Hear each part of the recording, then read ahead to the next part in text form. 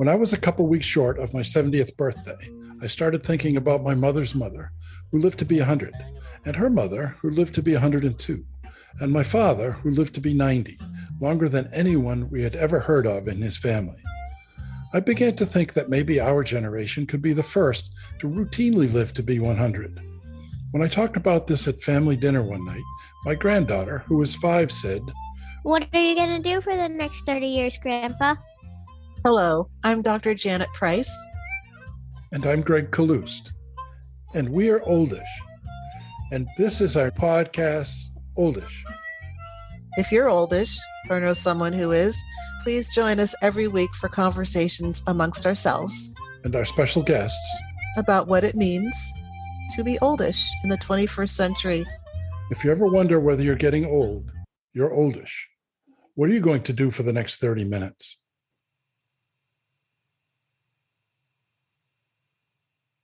Welcome. My name is Janet, and I am oldish. Hi, I'm Greg, and I'm oldish. And today we want to have a conversation with our dear friend Denise Reehl around a specific topic that many of us who are oldish have in common, which is that we have grandchildren, but they don't live next door. That's been the case for a long time, I think, but certainly in my case, and I'm fairly certain that in their cases, the issues that come up around that were and have been exacerbated by some of the things that are going on in the world, especially the COVID pandemic. And so we've all had to learn how to cope with our feelings and the situation around being long-distance grandparents. So we'd like to talk about that for a while today. So Denise, you're a long-distance grandparent. Tell us a little bit about that. Yeah, I am. And, as you were describing this, first let me say thank you for asking me on your podcast. I've been looking forward to this at some point, didn't know when, but here it is. And yeah, I think a lot of us in this generation, the boomers, we're experiencing something that even our own parents experienced to a certain extent. I made my living as a touring performer, and I moved away from where I grew up. And my children were born in Maine. My parents were in New York. And so they experienced this too. And now I feel like, oh, this is what it felt like for them. And it is, I think we are having to put aside some of our ideas of really what it means to be a grandparent. In our parents' generation, often their parents lived with them and they were nearby. And that generation also didn't move so far away from where they grew up. And, but that's the reality of the world now. People choose their place, sometimes because of occupation, sometimes just because that's where they've always wanted to live.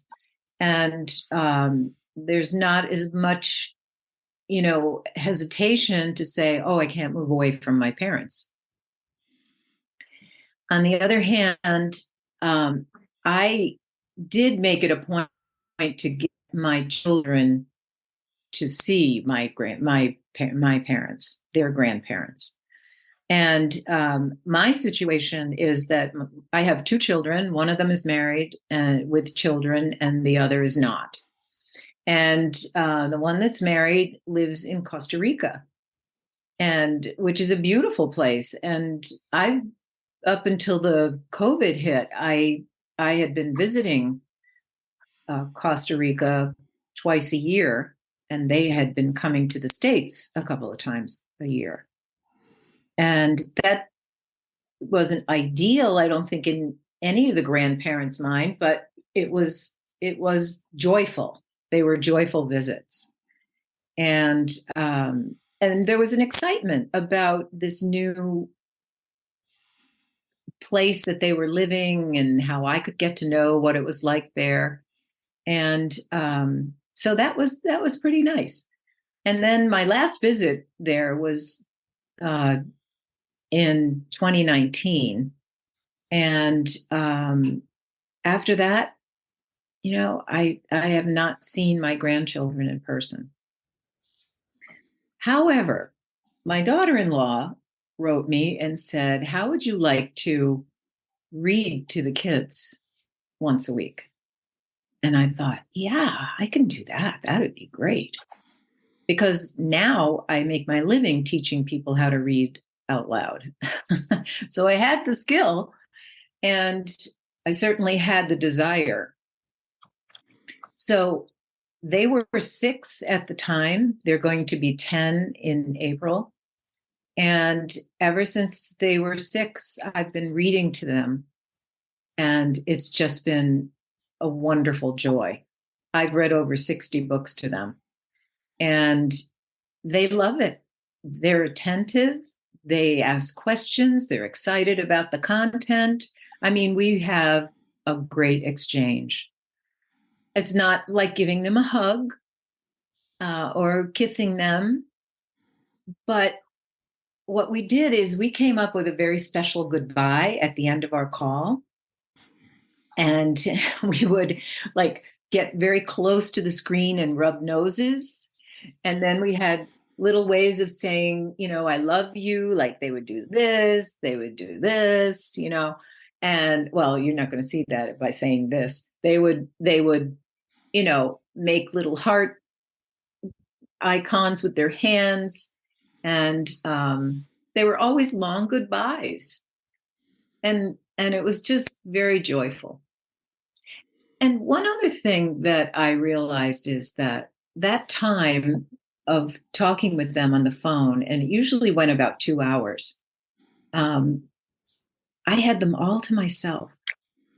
And that was wonderful. I didn't have to compete with other grandparents or their own parents or activities. It was a concentrated, focused call. And there's something to be said about that. I really love that. Yeah. Yeah. On the other hand, I would love to see them in their activities too. Yes. And that's going to change. Absolutely. I'm going to Costa Rica for the first time in 3 years in March. Ah. Mm-hmm. Well, that'll be fun. Yeah. Yeah. Mm-hmm. Yeah, I did something similar with my grandkids during the COVID. And you each have 2 grandkids who are in the same place, and I've got 3 sets of grandkids who were in different places. And one of the things that's important to me is that they spend time with each other. And so the families have been very good about getting together 3 times a year. But during the time of COVID, that couldn't happen.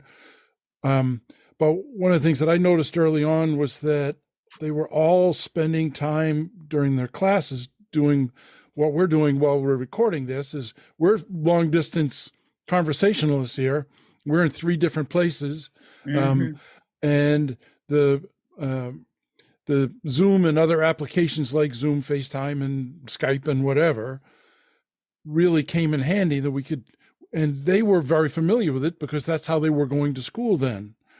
So we would get together once a week and do something that we called Bapa Reads, and all from all 3 locations, the grandkids would be there in one place, and we read several books during the pandemic, and they would usually lose interest in listening to Grandpa and want to play with each other.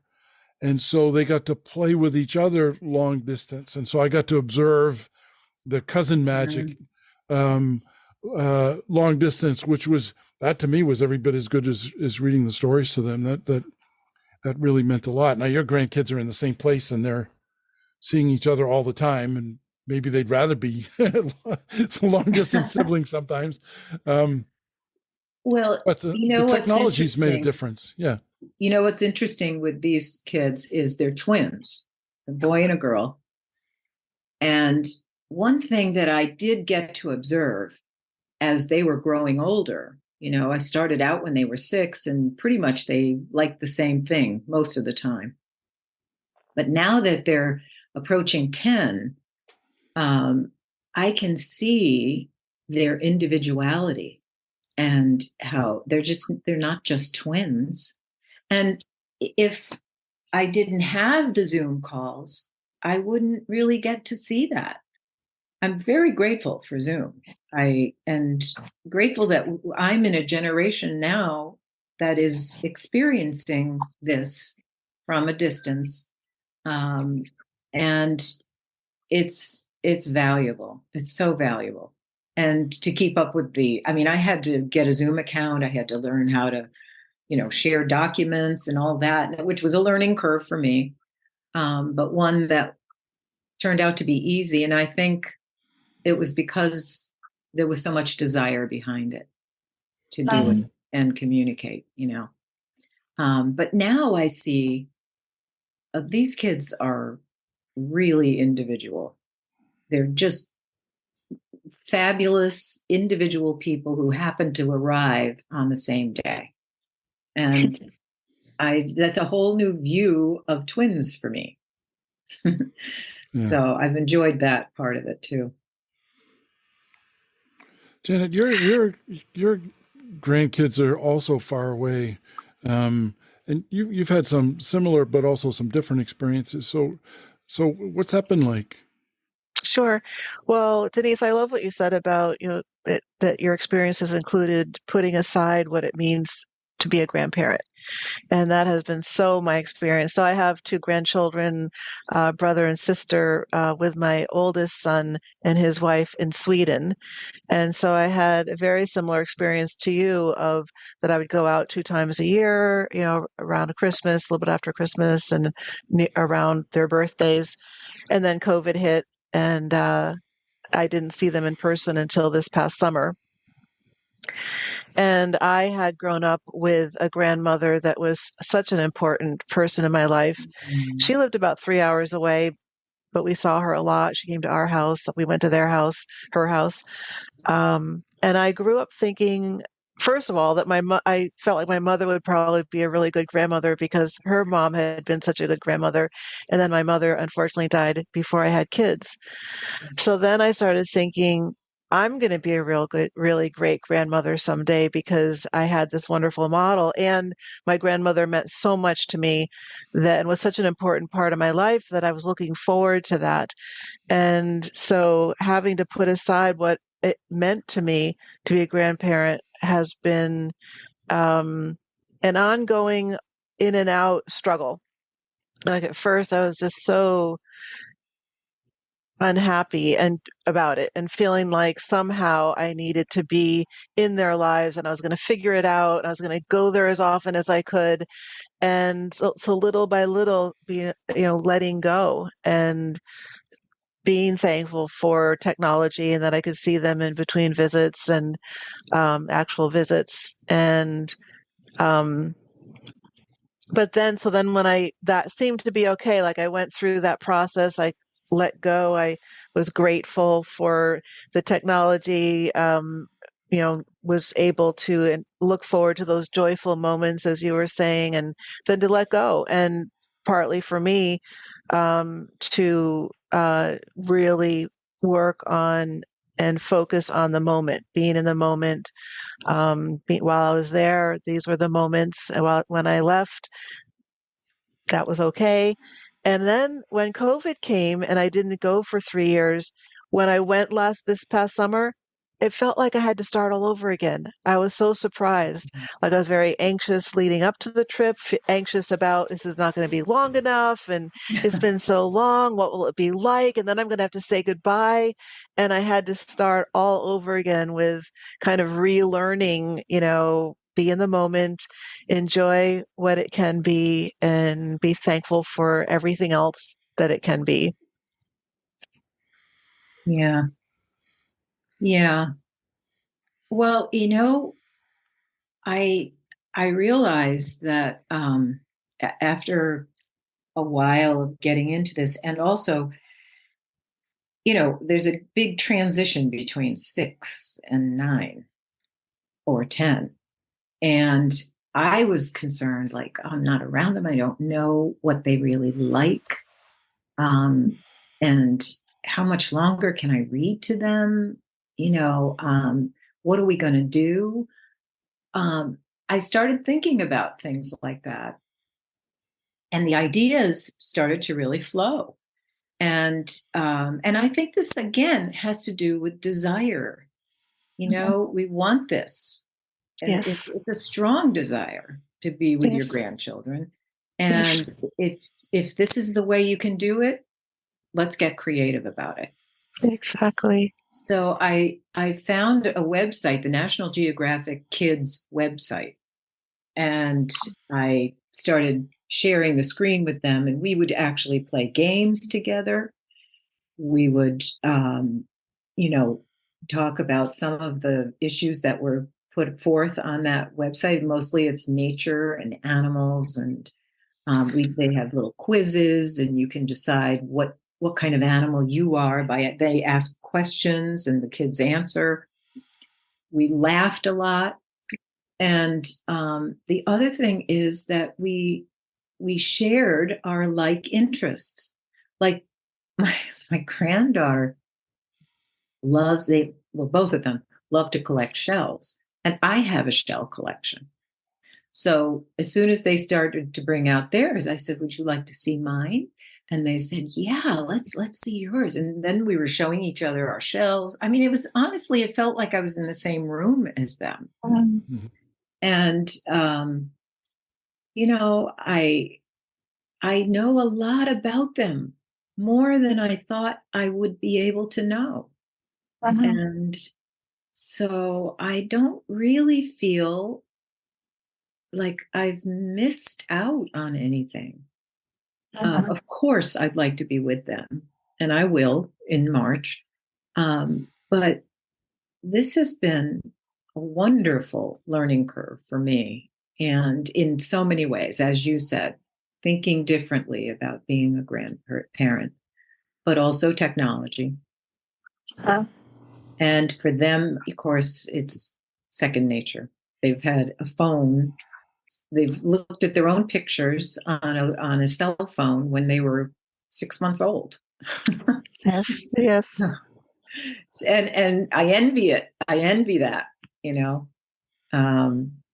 So it's been a learning curve, but a joy, a lot of discovery.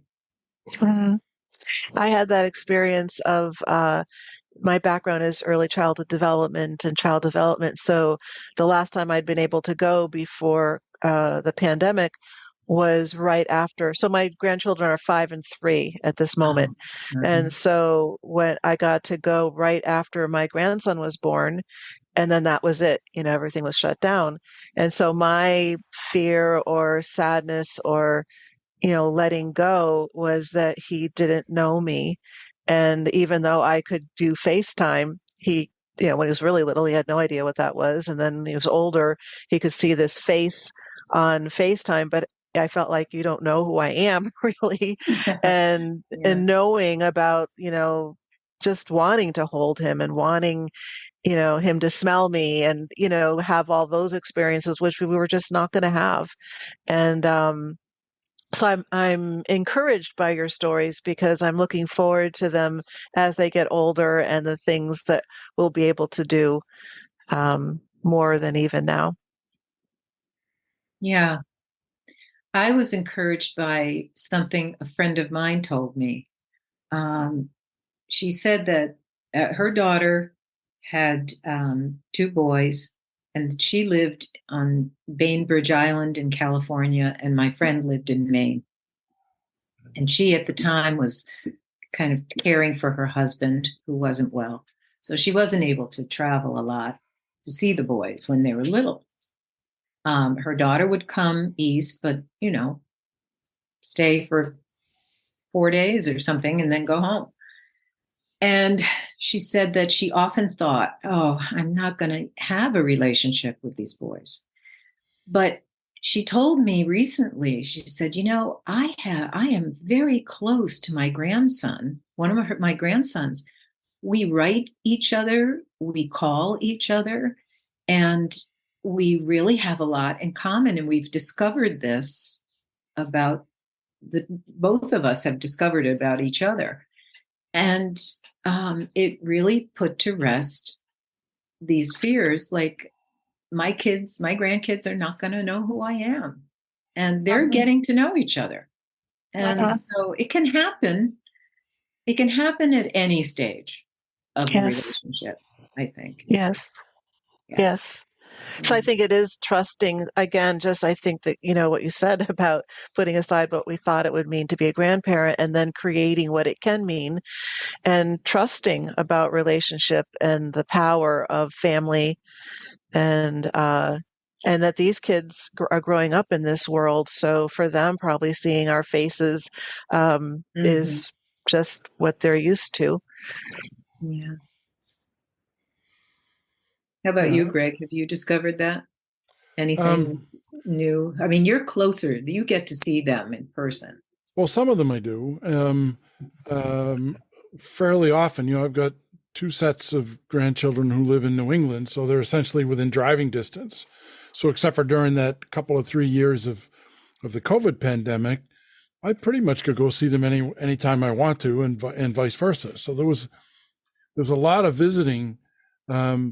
My youngest granddaughter lives in California, and there's they're very good about coming back east a couple of times a year. And pre-COVID, I used to go out there a couple of times a year, as you were talking about. So you get to see them sometimes.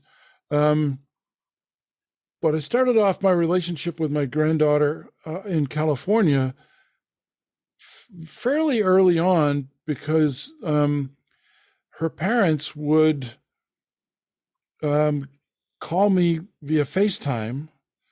And then starting when she was 2, maybe even younger than 2, they would call during FaceTime, and she and I would play games, and they would prop her up in front of the device and let me babysit her for an hour so that they could go off and get some stuff done. And so we developed a kind of a relationship, just the 2 of us, as you were talking about, that didn't have any specific content to it other than we invented a game when she was really little. We invented a game called Yes, No, where she would say yes and I would say no.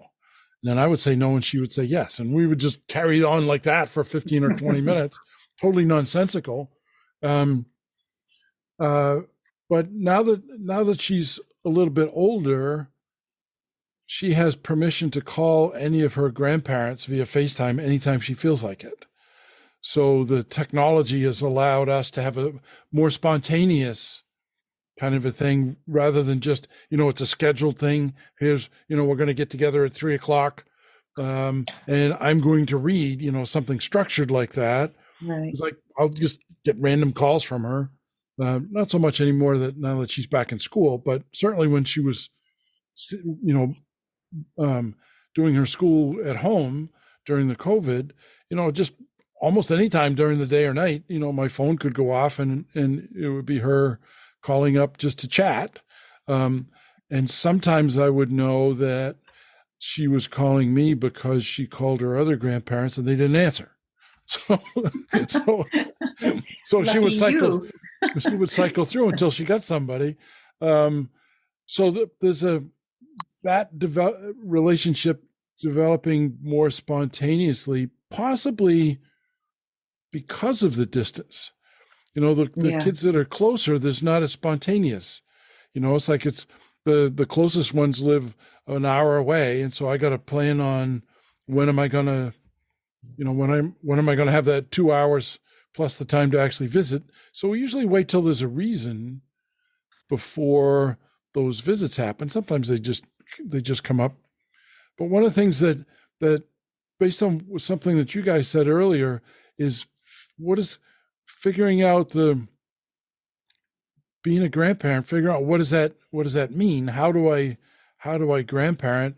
The models that I grew up with are not exactly the same as yours. At one point, I had all 4 of my grandparents living in my house when I was a kid. in my early teenage years, all four of them, and three of them were not oldish. They were old and sick. My grandmother, who I mentioned in the intro to the podcast, lived on oldish for another 30 years after that. But three out of the four who were living with us died while they were living with us. So they were already old. And my parents were old in one of their attitudes, which is, we are the old people. You owe us the respect of coming to visit us. And so we would have to pile the kids in the car and go to visit them, because they were long distance grandparents. It was not, not anything like what you guys are dealing with. My parents were, a couple hours away from us, and their other grandparents were another hour further along. So it wasn't like this a huge deal. But holidays and if we wanted the kids to visit with their grandparents, we threw them in the car and took them there, because my parents in particular were already feeling, by the time I had kids, my parents were feeling not oldish, but old. So there's a generational thing. This oldish is different. So oldish grandparents, and I just visited with my granddaughter in California last month, because I got in my van and I wanted to drive around the country playing pickleball in various places. And one of the places I wanted to play was where she lives. So, and I can't imagine my parents driving across the country to see the kids. It was a whole different, but strangely enough, and they felt like that was the traditional way to do it. But strangely enough, my father's father was an immigrant. So when he was growing up, he had no experience of his grandparents at all. He didn't even know who they were, until this day. It's a mystery in the family, because my grandfather's parents were killed during the one of the Armenian genocides, and so my father didn't know who not only didn't know them, he didn't know who they were. He didn't know their names. Nothing.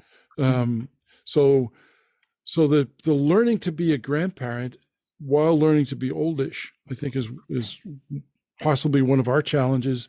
Unfortunately, because we're oldish, we don't have to trip over the technology so much. I try to imagine my parents, I know. reading to the grandkids via Zoom. I can't. I would have to drive down there to provide tech support so that they could do it. And, if I was going to do that, I might as well bring the kids. You're right. Yeah. Yeah. I didn't have much of an example of grandparents either. My mother was from Australia, and that's pretty far away. Yeah. We didn't get there until I was about 18. And I did meet my grandmother then, and I loved her. I thought she was great. And she didn't live too much after that. My father's parents were ill and old. And so they really, I have photographs of standing with my grandmother, but I don't have any memory of that. I think I might have been around 2 or 3. But when I got older, the closest I got to my grandmother was listening to my father speaking Italian to her. And in our visits every Sunday, we went to see them. And just me listening to the language, I remember just thinking, oh, that's so musical. I just love that language. But, that was pretty much it. I didn't have an example of grandparenting.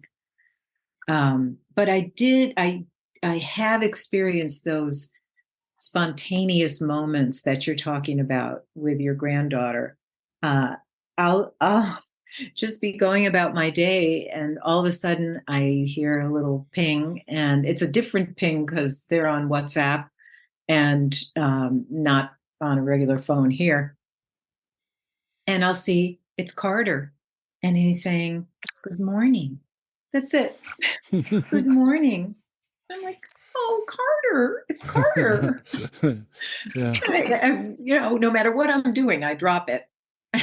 And I answer back, and we have this little spontaneous conversation, and I just love it.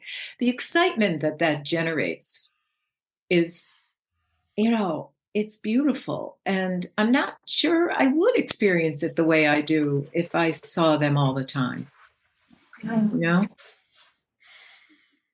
It's interesting because I'm thinking about what we're talking about, like either not having an example or having examples that, like, so for me, I want to be just like that when I'm a grandmother. Um, and how that fits into our broader theme in this podcast about what does it mean to be oldish, and that this generation is writing some new guidelines and thinking about this differently. And that we had some examples from our parents, grandparents, maybe. And then we're saying, well, we're not old yet. We're not young anymore. We're oldish. What does that mean for us? And so it sounds like that's part of this theme of what does it mean to be a grandparent for each of us. Yes, I think we're a much more active generation than our parents were.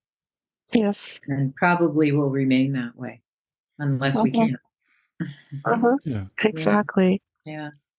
Yeah. In a lot of ways, there's some things that from the stories of grandparenting, it's and maybe it was always fiction. I don't know, but I think about people saying, yeah, my grandfather took me fishing, and I learned to hunt with my grandfather, or whatever that might happen to be. And maybe, as I say, maybe that's fiction, but there's not the maybe what I'm thinking is that there's not as much the transfer of culture now, so that the grandparent historically had a role of being the person who would transfer the culture and the history to the grandchildren. And that's, you think back in I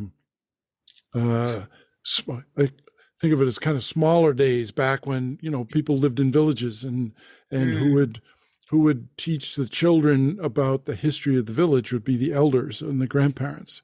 And that's broken now in our culture, I think, to a great extent.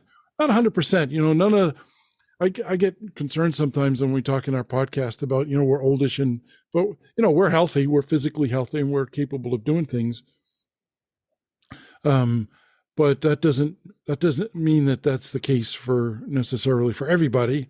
But thinking back on the day when who would transfer the culture would be the elders, and our grandchildren are growing up to a certain extent without elders actively, in their daily lives. With they see their parents' generation and their the teachers in their schools and their parents of their friends, but there's not that purposeful role of the grandparent, which I guess is kind of what we're talking about, is what is the role of the grandparent now,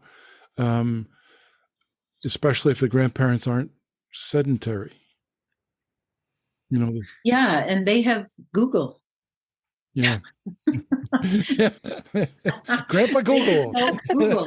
I remember when the kids were born, I thought, oh, I have so much knowledge to pass on, and I was never asked. Yeah. And I would bring it up or something, and they'd say, and then they'd look it up on Google because, I don't know if they thought, well, things have changed a lot since you had children, or I don't know what they were thinking. I never really got into it, and it's true. I mean, things have changed. There's no question about it. But I remember my mother sharing a lot with me when I had babies, and I thought, oh, and I remember thinking, that's going to be one of my roles. Yes. No, it wasn't. Yes.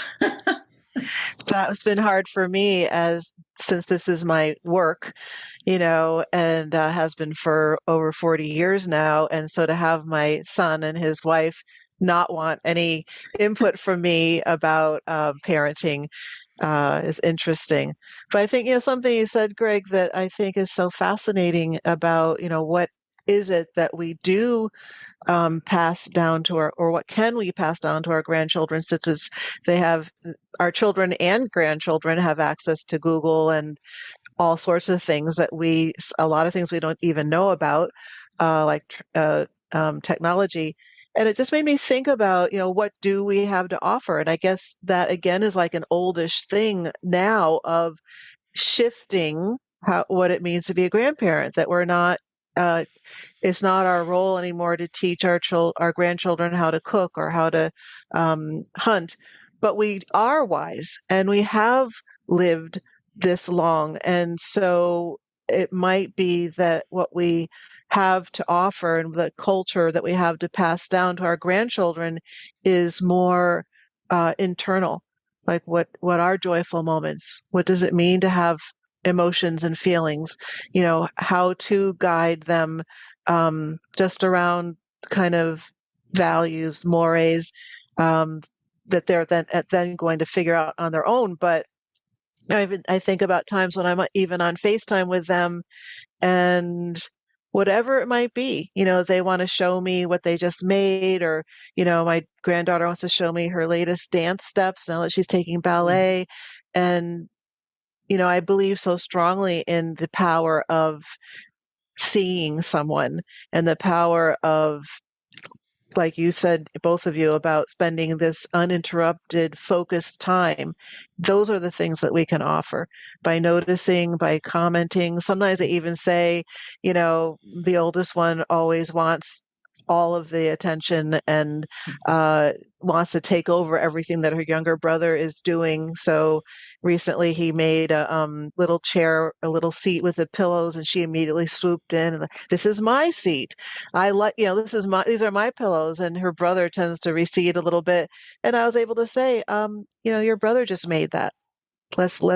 Let him sit there. And they immediately shifted and he took it back. And so, I didn't think about it in the moment, but I look back and think those are moments of grandmother wisdom and grandmother seeing, and for both of them being able to say, I see that and I see what you're doing. And so Yeah, I think I've learned more about how to really love them. mm, I mean, as a parent, you feel like you have so many responsibilities with your children. Mm-hmm. You have to teach them, well, you just think you have to teach them everything and guide them correctly, and you take it on as a personal thing, and if something goes wrong, you tend to blame yourself. And I find that with my grandchildren, all I have to do is love them, and it's not Exactly. hard. uh-huh. It's so easy, and I feel like I'm gentler with them,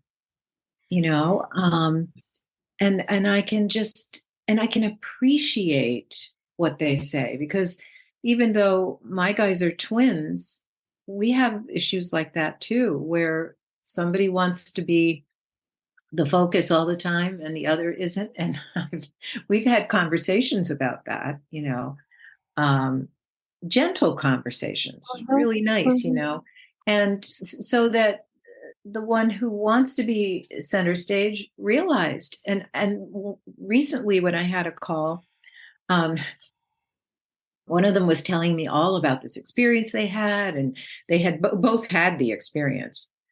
And one went on and on and on, and then all of a sudden she started to say something, and then said, "Oh, but I'll let Carter do that. I'll let Carter tell you that, because he really liked that part. Go ahead, Carter." You know, and he did. He stepped up. And I thought, yeah, I love both of them so much. One has this amazing infectious energy and enthusiasm, and the other one has this gentleness that is, tolerant, and somehow it's a perfect balance. It comes out, so, and all I have to do is love them. I don't have to worry oh, so and so is just more dominant and I have to straighten this out, and they'll straighten it out. And this is what we know from being a parent. And so it just becomes pure joy. Yeah. When I was thinking about this conversation today, I was wondering whether there's some obvious, looking at pros and cons. The cons to this long distance grandparenting are fairly obvious. You don't get to hold them, you don't get to physically play with them, you don't, that sort of stuff. So I was trying to figure out whether there are any pros. And this, what you're just talking about, is the unconditional love is my kids love their kids unconditionally. Of course. But they're also crazy busy and their lives are incredibly stressful, and sometimes the kids aren't doing what they should be doing, so that it may appear that there are conditions that I'm going to love you if you clean up your room, Right. And if I were with them in person, I might be doing that same stuff. It's like, go clean up your room. But when we're doing this long distance kind of stuff, specifically through the technology, I can set aside everything else for that, whatever it is, half an hour that I'm spending with them. Nothing else matters except for the exchange that we're having right then. And so that's pure, unadulterated, unconditional love. It's an opportunity for that. And it's also an opportunity to be where they are and to play with them, as opposed to feeling like I need to direct whatever it is that is going on between us because I need to manage your behavior. In real life, it's not my responsibility. And this is one of the things that I love about being a grandparent as opposed to being a parent. It's not my responsibility to make sure that they don't grow up to be a serial killer. Not my job. That's the parent's job. My job is simply to, as you say, Denise, my job is to love them. And one of the ways that I get to love them is, what are we doing? Let's, I don't care what we do right now. If you want to play and be silly, if you want to argue with each other, go ahead. I don't care. It's interesting. It's interesting to watch that. I don't have to be in charge of the experience, so that I can just play or be where they are for however long that period of time is, because that's the period of time that I have. I'm not there for a week. I don't live next door. I'm not the day-to-day babysitter or whatever it might happen to be. Sometimes I wish that, it could be, it'd be great to have my grandkids living next door. But on the other hand, what a relief that my grandparents don't live that my grandkids don't live next door. But which isn't exactly the same as the issues of the really long distance stuff. And I want to hold them. I want to pick them up. I want to. Right. I'd learn how to fish in order to teach them how to fish. I don't. Let's go and kick a ball around, that sort of thing. Yeah, I miss that. But there's this ability to set everything else aside. And it may be that the most important thing that we can transmit to our grandchildren is this whole concept of unconditional love. Because if you understand, I think if you understand what that is, you might not need therapy later. So and when they say, somebody says to them, "What do you remember about your grandparents?" It's going to come to mind. Oh, yes. Well, I didn't see her very much, but we always had these calls that were so much fun. And, I mean, those will be the new memories. Yes. and that she loved me, And that she and loved that me. we had the moments of joy. Yeah. Yeah. Yeah. Well, Maybe Oh, that's I a know. good ending to that this. I was I going to think that's a say good place that's, to stop. Yeah. yes. Yeah. Yes, Yeah. Denise, Yeah. thank you so much for this time. It's been really fun for me and meaningful to hear your story and just kind And of help in my own process and growth as a long distance grandparent. yeah, happy to hear your story too, all of them. I know some of Greg's, but we don't talk about that a lot. So, yeah, Yeah. it's Well, lovely. Thank you for this, inviting me. oh, you're You're welcome. This has welcome. been really Thank good. you. I told some people Oh, today nice. on the court that I had to leave because we were doing this, and a couple of them said, "Oh, I need to listen to that." Oh, So good. yeah, so Good. because this All is right. I didn't want to talk about it too much, but this is the hardest time for long distance grandparenting is the Yeah. holidays. It's the hardest. I want to be there when they open their presents. I want to. Well, my kids do that.